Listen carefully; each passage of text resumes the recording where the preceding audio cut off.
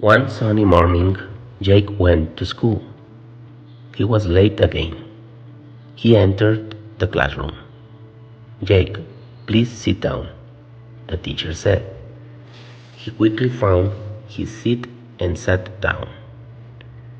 Later that day, Jake's class was discussing a school project. They all sat down together. Everyone had different ideas for the project. After a while, Jake said, "Let's sit down next week to talk again." Everyone agreed and went home. In the afternoon, Jake had a piano lesson. He sat down on the piano bench. They talked about his progress. The teacher said to Jake, "You have improved a lot. Do you remember the first day you sat down here?" Jake remembered it. He was upset that day. He wanted to play the drums. That evening, Jake and his family sat down for dinner. His father wanted the family to go on a trip. Jake was not able to sleep well. He was excited about the trip. He wanted to know more about the trip. The next day, Jake waited to meet Lily at the cinema. He waited for a long time. Lily didn't come.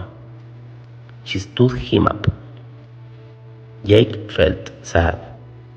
He wanted to see the movie, so he watched it by himself.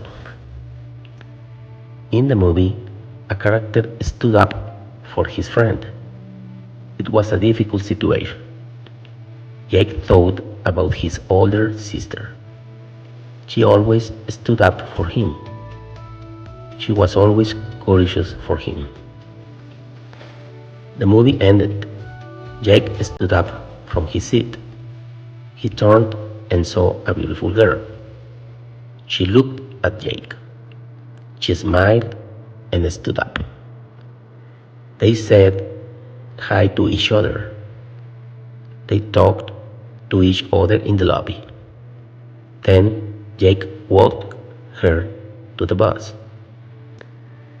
The next day at school, the principal entered Jake's classroom.